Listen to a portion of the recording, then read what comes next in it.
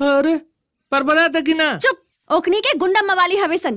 ओकनी के जिम्मे सिर्फ लड़ाई झगड़ा ही बा, लेकिन तोहरा संगे हमार जिम्मेवारी जुड़ल बाना। हम आके तोहर पत्नी हई। हम कहले रही कि हमार पत्नी बना, हमरा से बियाह करो। हम ना बतिए जा। तबला की टाँकी तो बढ़िया बा। गंगा मैया से रउआ के प्रसादी के रूप में पौले बानी।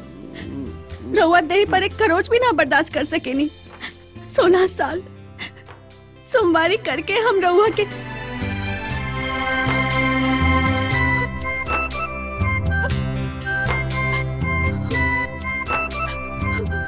बरस बीत गई ब्याह के, लेकिन पति के दिहल वचन खाते ब्याह सुख भुला गई नी।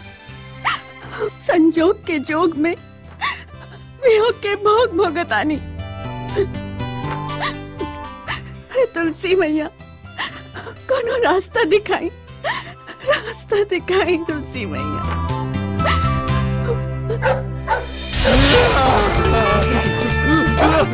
अरे भाग रंगीला भाग। अरे फर्रा से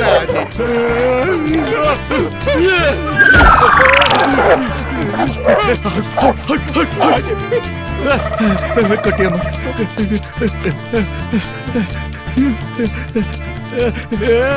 देख रहे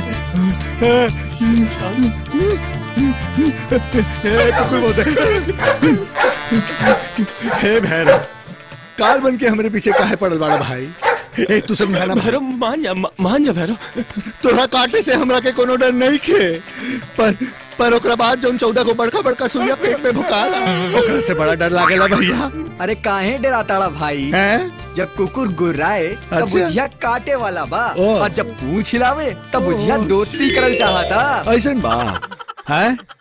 चला आज से तोहार हमार दोस्ती पक्का हाथ मिला मिला है। का बात बा? का बात बा?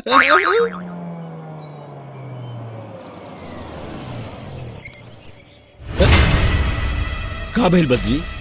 सामने कोनो औरत खड़ा बाड़ी मालिक। औरत? गंगा बहन?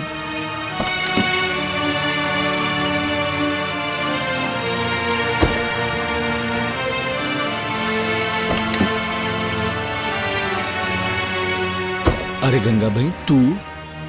पाए लागी सरकार। कैसन बात कर रहा बाड़ू गंगा बहन? अरे तू अच्छी तरह जाने लू के हमरा मुंह से तोहरा खातिर आशीष के एक शब्द भी निकलल। ठाकुर धर्मराज सिंह के अपना अदालत में ही मुजरिम बना के खड़ा करती।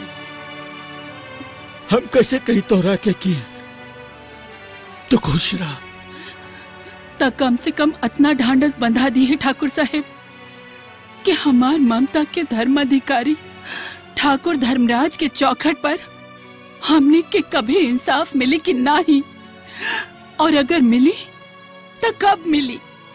गंगा बहन, अरे दुष्कर्म में हमार बेटी के हत्या भइल बा, ओकर लाश मिलल बा, लाश।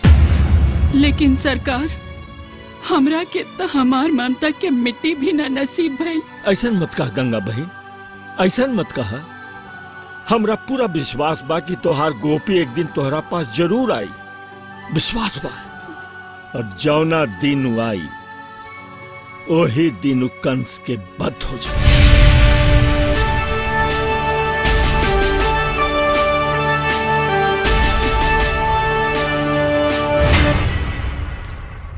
किशन,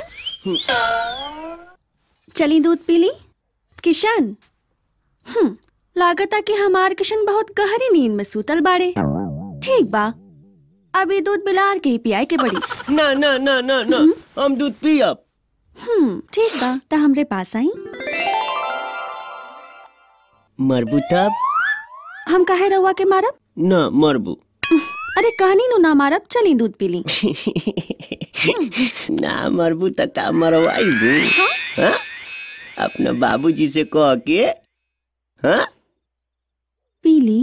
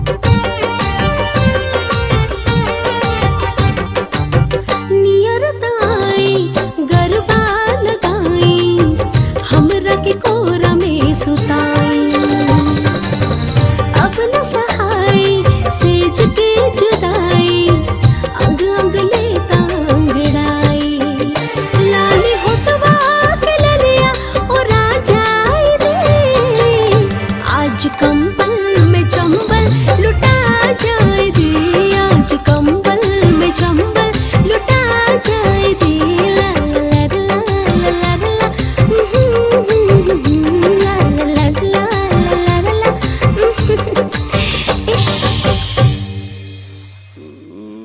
जा जा जा हम तोरा से बात ना करब तू हमारे संगे धोखा कैलू इतना चिल्ला के काहे बोला ताड़ा कोई सुन ली तब अच्छा ठीक बा तो हमू बदला ले लो ले ली हाँ?